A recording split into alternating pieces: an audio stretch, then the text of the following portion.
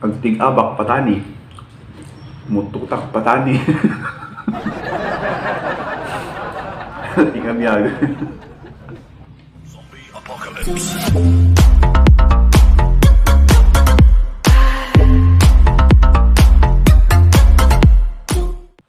So it's vlog time mga kailan. Welcome po sa aking YouTube channel. As you can see mga kailan, nasa ibang atmosphere po tayo ngayon. Wala po tayo sa bukid kasi nasa trabaho tayo. Para po sa kaalaman ng lahat, I am a LGU paid security guard. So bale, status lang po ng aking trabaho is job order, pero yung aking item is a security guard. Yan. So bale, ito po yung posting natin. Ito po yung Bangged RHU, Rural Health Unit ng Bangged. Yan. Hindi kaya ako pagalitan ni Doc nito. Lunch break po, kaya naisipan ko na mag-vlog kasi kung aantayin ko pa na makauwi ako dun sa amin, tsaka naman ako mag-shoot ng video ko, medyo matatagalan pa. And medyo tagilid po kasi ako sa subscriber tsaka watch hours. Kinakailangan ko pong bunuin yun bago ako mag 1 year sa YouTube. Kasi this coming June, ako yung mag 1 year na. Medyo marami-rami pa yung aking bubunuin. Lalong-lalo na sa watch hours. More than 1,000 pa yung kailangan ko. Halit, ato pa eh. Kaya medyo sisipag-sipagan natin yung vlog natin mga kailan. So, ngayon tayo manananghalian na. And samahan natin ng konting kwentuhan para kahit pa paano naman makilala nyo si Manong Ilocano. Ayan. Luktan tayo natin, balon tayong kakamsat. Yan, balon ko. Ayan. Yan yung ulam natin. Ito naman yung kanin natin. Sayin natin itong ulam natin. Are you ready for our ulam for today?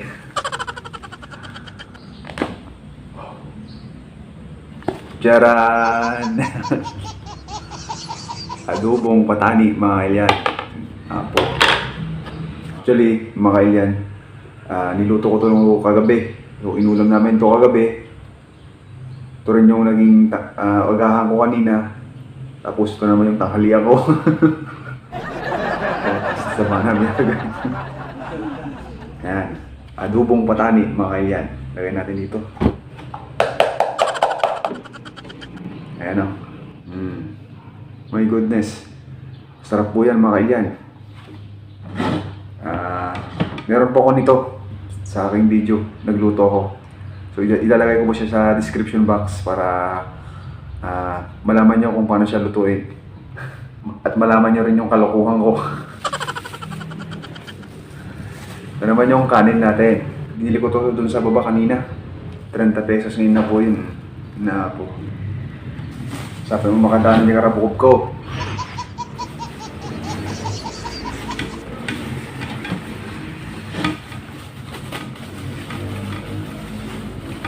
Yan. Yung napoy. Kanin. Kaya na muna natin dyan. Tatapon natin mamaya. Bawal magkalat dito. Magagalit si Doc. Yan. Na po itip pa yung piman niya mo ito 30 pesos ngayon na po yung kakabsat. So let's eat mga kailyan and let's start our kwentuhan. Before that, sinaptakos muna tayo. Okay na mga kailyan. Walang kutsara, kamay na lang natin. Hindi naman mabanglos yan, nasukaan naman. Ako. Naadobo nga patani.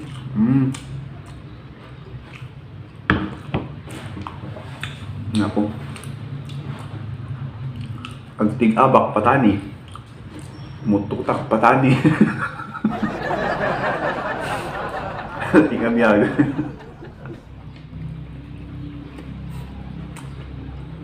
Pero masarap siya. In fairness. Ilupi-lupi mo tingnan po may mas.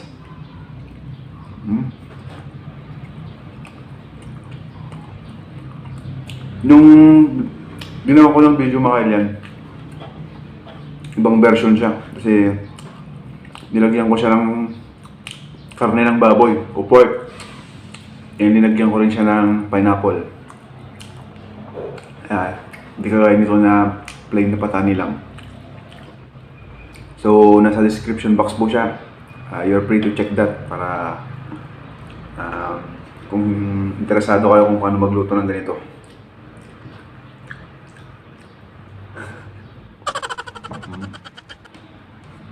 Nga ako. Sabi mo makadaming takarabo ko po din na po eh. Nagpasik mo.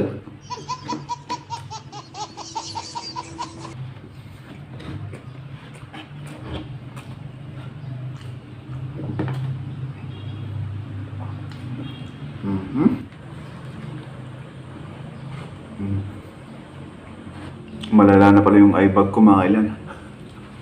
Medyo nakaka-stress po kasi yung trabaho natin minsan. Lalo ngayon na medyo nagka-problema kasi yung karelyebo ko. So for the meantime, ako ay mag-isang nag-duty everyday from Monday to Sunday. So minsan, umuwi lang ako gabi na. Para naman mailiw ko yung anak ko tsaka yung asawa ko. Paano mo na ako maigda?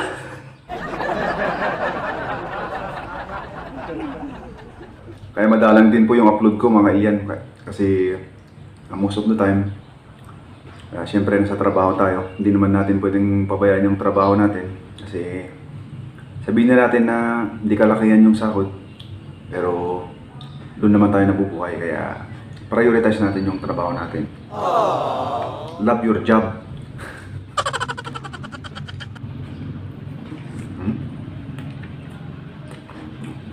Naiman sa patani.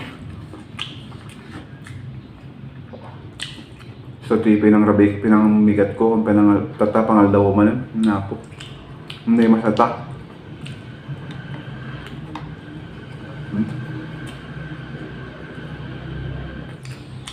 Yung royal ko, kakabsat. Donated by Boss Tekloy.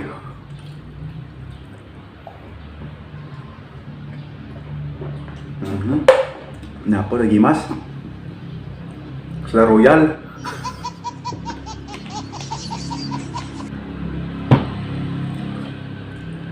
Okay, sumak multi man na. Sila.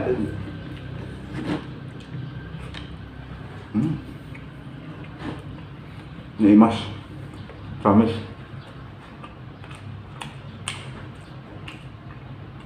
Medyo matagal-tagal na pala akong hindi nakapag shoutout at nakapagpasalamat sa mga subscribers ko.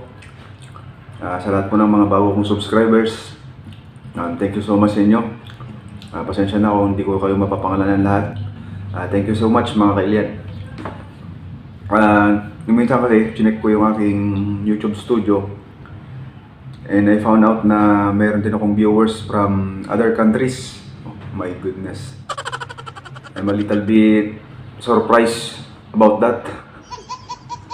Kasi may viewers ako from Greece. O sino man po yung mga viewers ko na taga Greece. Thank you so much, my dear countrymen out there. And meron din ako sa Canada, pero kilala ko sila, yung si Mamo, tsaka kala Ipag Bidel. Ayan. And syempre sa pinsan ko na rin, kay Kuya Jun and family, doon sa Canada. And doon naman sa US, kay Ulitag Kando. Uncle Kando. Yun. Pawan, ang kama kasi dati kasi Ulitag Patani. So hopefully Ulitag makakauwi ka dito sa Pinas. Tag-fishing di sinalang. Tag-baniit.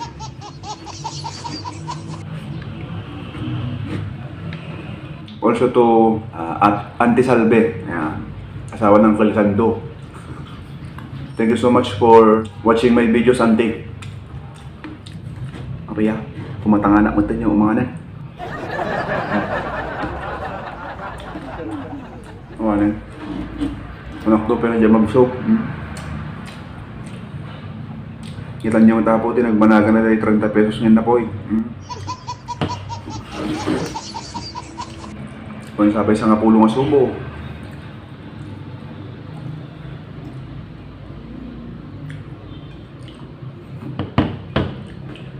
And syempre sa mga pinsan ko din, kina Kuya Alvin and Ate Mayang. Ayan.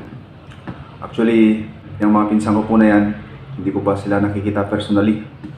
Kasi they was born, I think, in US. Kaya hindi ko pa siya nakikita sa personal. Itong bumanangak, naktuktor di Amerika, bagakon.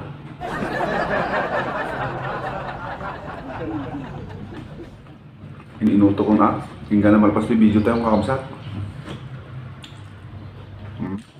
I forgot something. Meron din po akong viewers dyan sa Italy. Yan, kay Ma'am Nelly Baronia. Yan, taga Pau.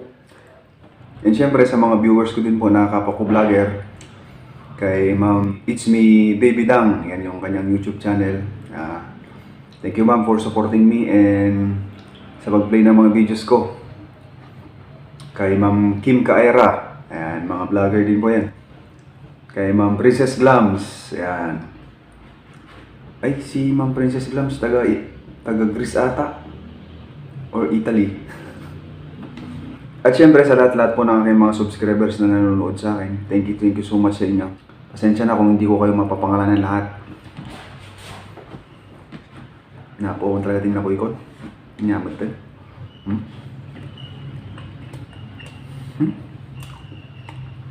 Masalot naman eh, bakit ko magluto? Kumkumot naman yung gano'n, sa 8 kami.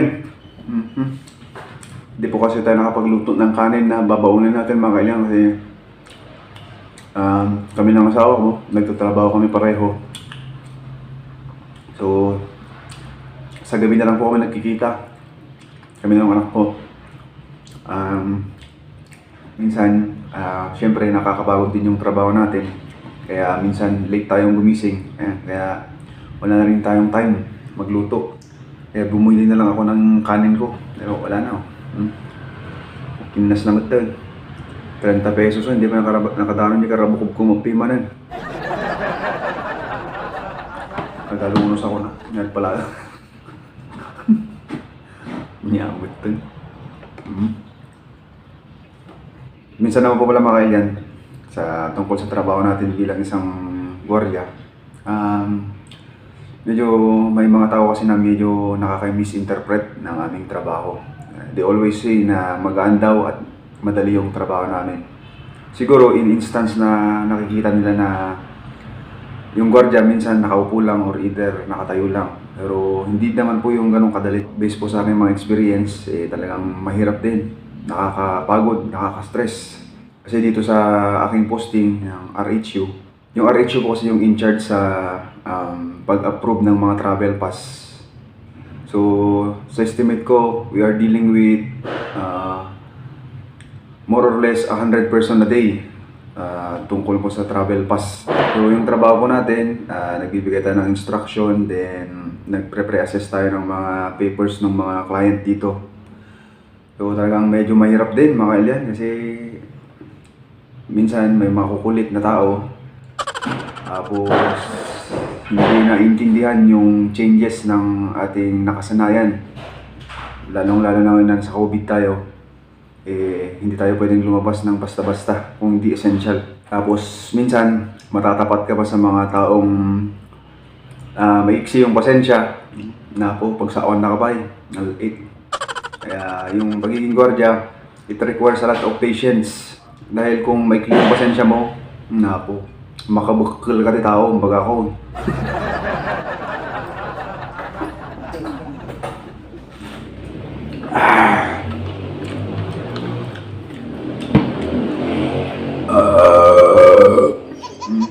Na po, sa pangating abmanan.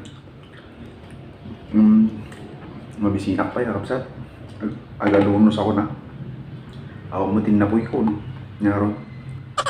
Ako magawatang sa duta ko. Patani. Nagimas ko man din na po ina.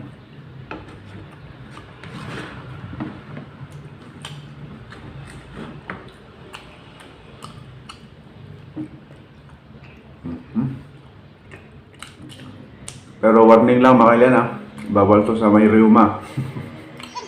Ang pilay kayo kakabsat. So, since wala na po tayong kanin mga kailan, I am very sorry. Gusto ko pa sana makipagkwentuhan sa inyo, pero wala nang kanin. Kaya ako'y magpapaalam na ulit sa inyo. Thanks again for watching, and kung bago ko pa lang sa aking channel, please don't forget to hit that subscribe button at pindutin nyo na rin po yung notification bell button para po updated kayo sa aking mga bagong uploads. So that's all folks, happy Sunday and God bless us all mga kaibigan.